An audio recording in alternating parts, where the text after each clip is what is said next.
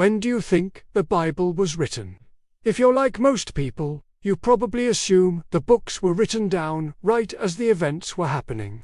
Moses wrote about the Exodus as it unfolded. David wrote his Psalms in the moment, and the prophets wrote down their prophecies right after they received them. But that's not what most biblical scholars think. In fact, dating the Bible is one of the most hotly debated and fascinating topics in the entire field of biblical studies, and the answers completely change how historians and theologians read these ancient texts. Today, we're diving deep into the world of biblical scholarship to explore how experts date the Bible, what methods they use, and why it all matters so much. First, let's get one thing straight. Dating the Bible is incredibly complicated. Why? Because the Bible isn't a single book. It's a library, an anthology of dozens of texts, written by many different authors, across hundreds of years, in various regions of the ancient world. These texts were then gathered, edited, and compiled into the collections we know today. To make things even more challenging, we have no original manuscripts, not a single one. What we have are copies of copies of copies, some made centuries after the original text was first composed. This means scholars can't just ask, when was the Bible written? That question is too simple. Instead, they have to ask a series of more precise questions for each individual book. When was this specific text first composed? Who might have edited it later? And when did it reach its final, finished form? This process is more like detective work than simple history. So, how do scholars even begin to answer these questions? They have a toolkit of methods they use to piece together the puzzle. Let's look at the four main ones. The first is linguistic analysis. Just like English has evolved from Chaucer to Shakespeare to today, ancient languages changed over time. The Hebrew, Aramaic, and Greek found in the Bible show clear, measurable changes in vocabulary, grammar, spelling, and style across the centuries. For example, the Hebrew in the Song of Deborah in Judges is considered very old, while the Hebrew in books like Esther or Chronicles contains words and grammatical forms influenced by Aramaic and Persian, which points to a much later period of writing. By analyzing these linguistic fingerprints, scholars can place a text on a timeline. If a book uses a word or a grammatical structure that only came into use in, say, the 5th century BCE, then that part of the book couldn't have been written before then. The second method is looking for historical references. Biblical texts are not written in a vacuum. They are filled with mentions of kings, empires, battles, and major political events. If a passage describes life under Babylonian rule, details the administrative policies of the Persian Empire, or shows awareness of Greek Hellenistic culture, it provides a huge clue. That text simply cannot predate the historical reality it describes. For instance, many prophetic books mention the Assyrian, Babylonian, or Persian empires by name. These references act as historical anchors, helping scholars establish a cannot be earlier than date for the composition of those passages. Sometimes the absence of a reference is just as telling.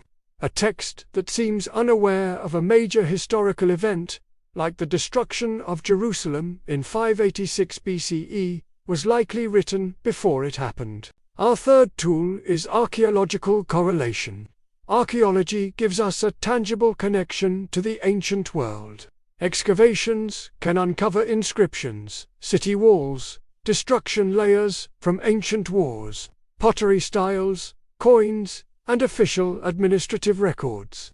This physical evidence can either support the historical setting described in the Bible or challenge it. For example, archaeologists have found seals and bullock-clay impressions bearing the names of individuals mentioned in the book of Jeremiah, lending credibility to the historical context of that book.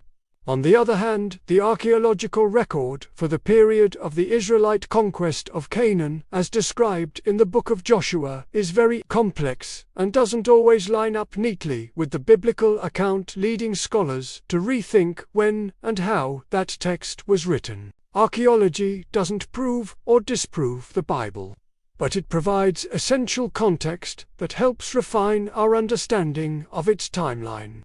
The fourth major method is analyzing textual development. Many biblical books weren't written by a single author in one sitting. Instead, they show clear signs of being edited and expanded over time. Scholars call this redaction. They can identify different literary styles, repeated stories with slight variations, abrupt transitions, or theological viewpoints that seem to come from different eras, all within the same book. This suggests a long process of composition, where later scribes and communities added their own material to an older core text. This layering effect is like an archaeological dig within the text itself. By carefully separating these layers, scholars can trace the book's journey from its earliest form to its final version. So, what does all this mean for some of the most famous books in the Bible? Let's take the Torah, or the Pentateuch, the first 5 books. For centuries, tradition held that Moses wrote them all.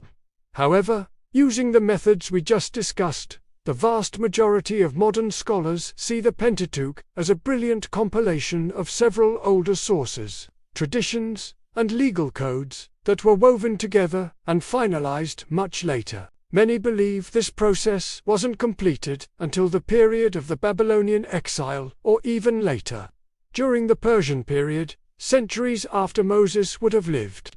This doesn't mean the stories aren't ancient. It means the final book, as we have it, reflects the concerns of a later community looking back on their origins. Or consider the Book of Daniel.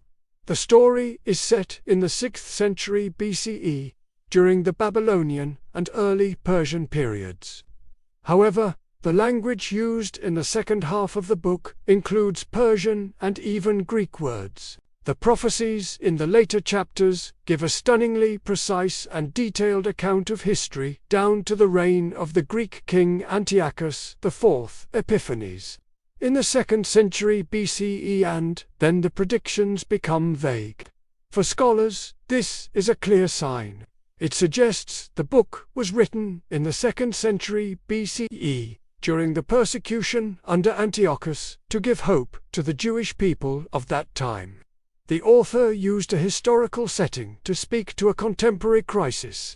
Now, it's really important to understand that dating a text to a later period doesn't automatically mean it's as false or uninspired. What it does mean is that the text was written to speak to the concerns, the theology, and the identity of the community in which it was produced.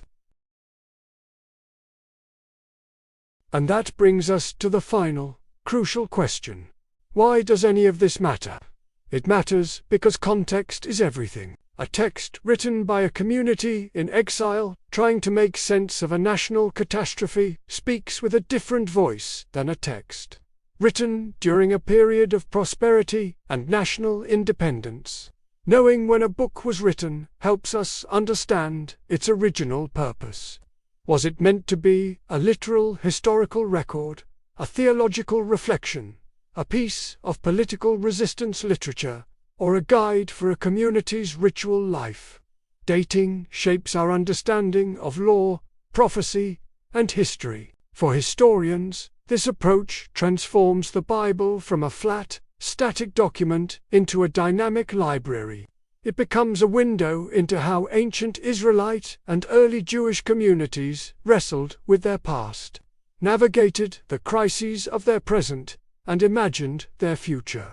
It allows us to hear the diverse and powerful voices that contributed to this incredible collection of texts over 1,000 years. So, the next time you open the Bible, remember that you're not just reading a book, you're exploring a library with a deep and complex history of its own.